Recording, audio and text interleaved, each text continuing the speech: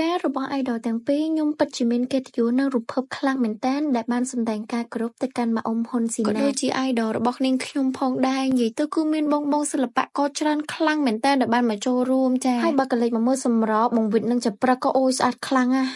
កូនកំពុងមិនណាគត់ទេ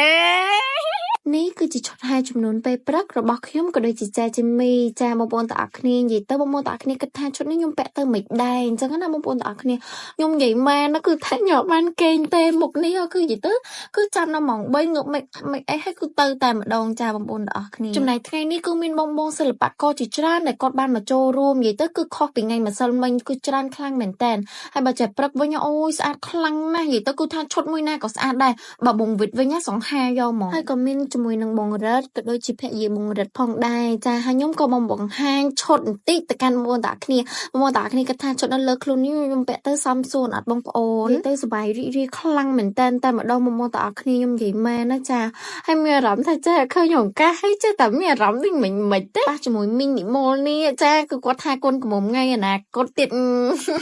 ក៏សួរខ្ញុំថាចាពេលឃើញគេការអញ្ចឹងមានអារម្មណ៍មិនដែរខ្ញុំក៏ឆ្លើយថាមានអារម្មណ៍ថាចង់បានប្តី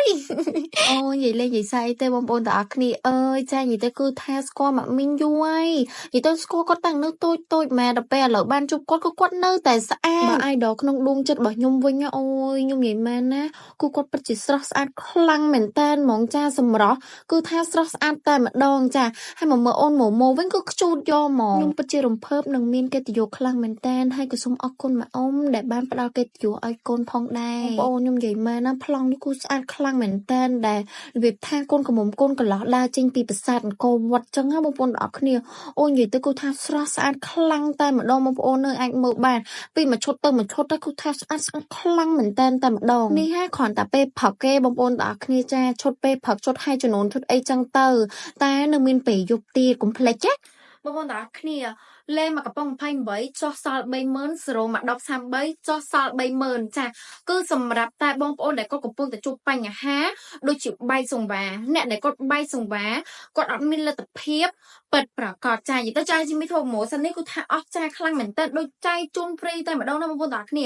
លេនេះគឺជាលេខឡាលីលីបងប្អូនទាំងអស់គ្នាគឺជួយព្យាបាលសង្វារបានល្អខ្លាំងមែនតើតែម្ដងបងប្អូនចានិយាយទៅព្យាបាលសង្វារឲ្យធ្វើឲ្យយើងសចេញពីខាងក្នុងសបែបយឺតតែម្ដងបងប្អូនដែលគាត់កំពុងតែជួបបញ្ហាបែកសង្វារបែកអីណាគឺអាចសាកមកប្រើប្រាស់បានហើយខ្ញុំសូមបញ្ជាក់ថាចំពោះលេគឺមានតែ500ឈុតទេបងប្អូនទាំងអស់គ្នាណាគឺមានតែ500ឈុតទេអញ្ចឹងរស់រាន់ទិញឲ្យបានមុនគេណាបងប្អូនចានិយាយទៅគឺថាតម្លៃនេះគឺដែរមានពីមុនទេសូម្បីតែខ្ញុំ BA ផ្ទាល់គឺថា